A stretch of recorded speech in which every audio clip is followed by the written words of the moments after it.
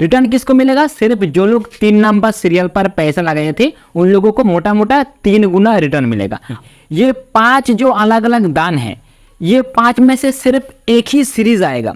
मान के चलिए अगर 5 सीरीज आता है उसका मतलब है 5 गुना रिटर्न मिलेगा। अगर 2 नंबर सीरीज पर आता है उसका मतलब है 2 गुना रिटर्न मिलेगा। एग्जाम्पल मान लेते हैं गैम्बलिंग का, मतलब जुआ का। सो जुआ में ऐसे अलग अलग सिनारी होता है, जो भी हो वो अलग अलग जुआरी के ऊपर डिपेंड करता है। और एक तरफ है गैम्बलिंग, तरफ है स्टॉक मार्केट। और दोस्तों आज का इस वीडियो पर मैं आप सबको बताऊंगा स्टॉक मार्केट और गैम्बलिंग यानी जुआ, इन दोनों में क्या डिफरेंट है। बहुत लोग ये समझते हैं कि भाई स्टॉक मार्केट भी एक प्रकार का जुआ है, लेकिन आज का इस वीडियो को देखने के बाद आप लोग पूरा का पूरा क्लियर हो जाएंगे स्टॉक मार्केट बेस्ट है या फिर गैम्बलिंग बेस्ट है। बेसिकली मेरा मानना यही है, स्टॉक मार्केट बेस्ट है गैम्बलिंग से। चलिए वीडियो को शुरू करते हैं एक छोटा सा इंट्रो के माध्यम से।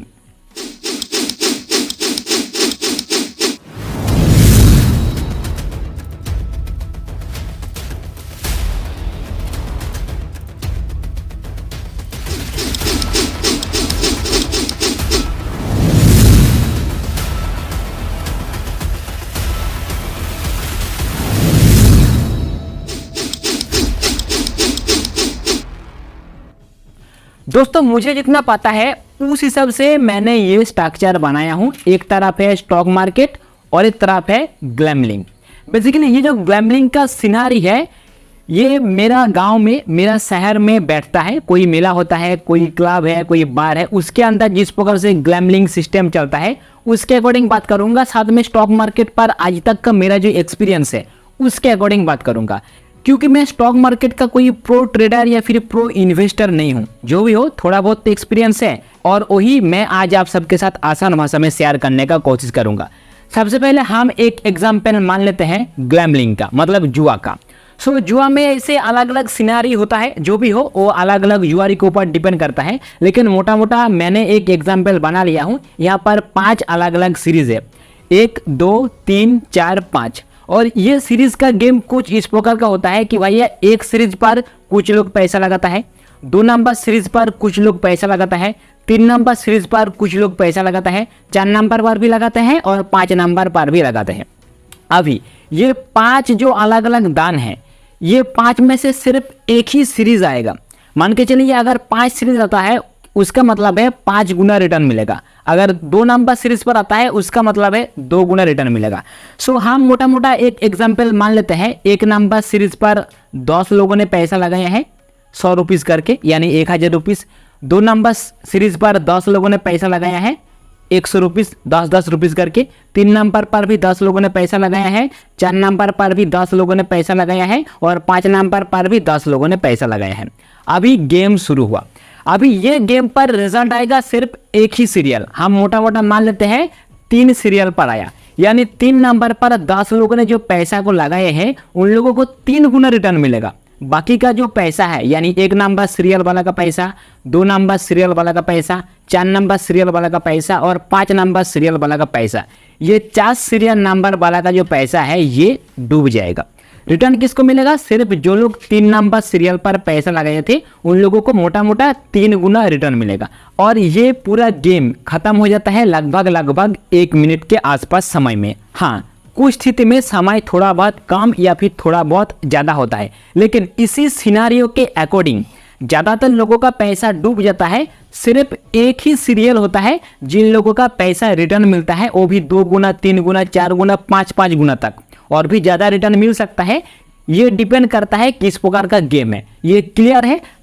सो गैम्बलिंग पर ये देखा गया है ज़्यादातर लोगों का पैसा डूब जाता है, लेकिन जिन लोगों को रिटर्न मिलता है काफ़ी तगड़ा रिटर्न मिलता है। अभी हम बात करते हैं स्टॉक मार्केट के ऊपर।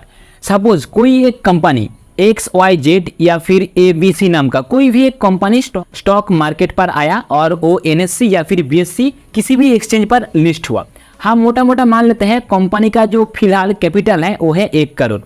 मुझे पता है 1 करोड़ पर कोई भी कंपनी NSE या फिर BSE पर लिस्टेड नहीं होता है, लेकिन हम मोटा मोटा एक एग्जाम्पल मान रहे हैं।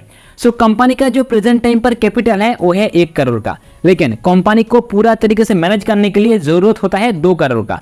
बाकी का 1 करोड़ पैसा के लिए कंपनी क्या करेगा, शेयर मार्केट पर लिस्ट हो जाएगा। और मान के चलिए हम मोटा मोटा एक एग्जाम्पल मानते हैं, कंपनी ने 1 करोड़ रुपीस के लिए शेयर मार्केट पर आया और एक शेयर का वैल्यू रखा है 1 रुपीस। कहने का मतलब है मोटा मोटा एक सीरीज पर वो लोगों ने 1 करोड़ शेयर लेके आया।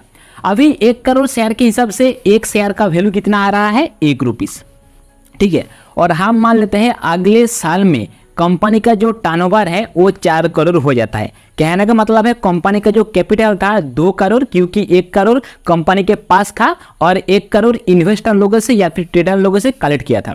सो कंपनी का जो पास टाइम पर वैल्यू था 2 करोड़, लेकिन प्रॉफिट करने के बाद कंपनी का वैल्यू हो चुका है 4 करोड़। मोटा मोटा एक शेयर का प्राइस डबल हो चुका है। सो जो शेयर पिछले समय में कुछ लोग बाय किए थे 1 रुपीस का, अभी वो शेयर का वैल्यू 2 गुना यानी 2 रुपीस आ चुका है। अभी 1 रुपीस से 2 रुपीस बहुत ही छोटा लग रहा है, लेकिन वही मान के चलिए कोई लोग अगर 1 लाख रुपीस इन्वेस्ट करके रखा हुआ होता, सो आज उसका शेयर का वैल्यू हो जाता 2 लाख। कहने का मतलब है स्टॉक मार्केट और शेयर मार्केट एक ही है और ये चलता है कंपनी का प्रॉफिट एंड लॉस के ऊपर। अभी ये जो 1 करोड़ शेयर कंपनी ने लॉन्च किया था, अभी जब कंपनी प्रॉफिट पर आया, सो हर किसी का प्रॉफिट हुआ, किसी का लॉस नहीं हुआ।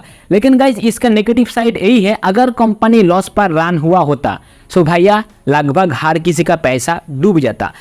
जबकि ग्लैमलिंग पर हर किसी का पैसा नहीं डूबता, एक सीरियल वाइज लोगों का पैसा रिटर्न मिल जाता।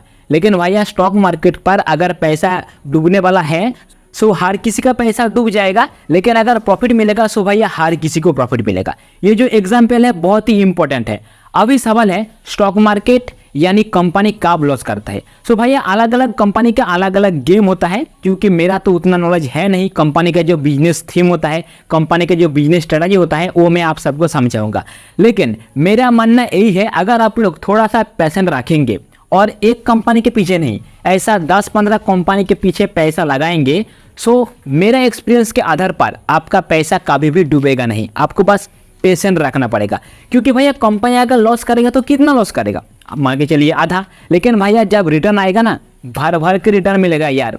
हम मोटा मोटा एक मान लेते हैं बजाज फाइनेंस, जब 2005 या फिर 2007 ऐसा कुछ समय था जब बजाज फाइनेंस स्टॉक मार्केट पर लिस्ट हुआ था। उस समय पर उसका एक शेयर का कीमत था लगभग 8 रुपीस, और आज यानी साल 2023 में बजाज फाइनेंस का एक शेयर का कीमत है 7,000 रुपीस।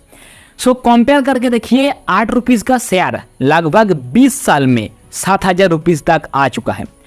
मैं दोस्तों इस जगह पर क्लियर कर दूं, मैं सेबी, एनएससी, बीएससी किसी के साथ रजिस्टर्ड नहीं हूं फिलहाल का अपडेट पर।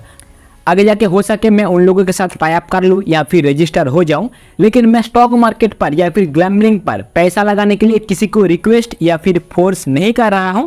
मैं बस मेरा एक्सपीरियंस शेयर किया हूं। आगे अपना क्या अनुभव है, आगे अपना क्या एक्सपीरियंस है, कमेंट के माध्यम से मेरे साथ शेयर करना बिल्कुल ना भूलें। वीडियो को अंत तक देखने के लिए और अपना कीमती समय देने के लिए आप सबको दिल से बहुत बहुत धन्यवाद।